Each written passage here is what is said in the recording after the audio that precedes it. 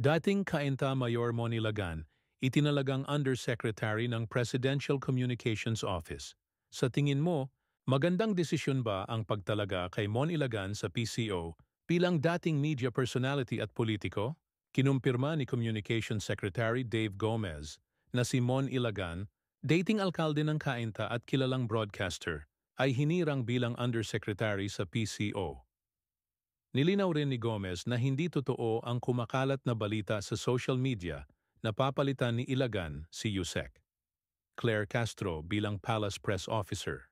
Fake news po yan. Spox at Press Office Officer pa rin si Yusek Claire.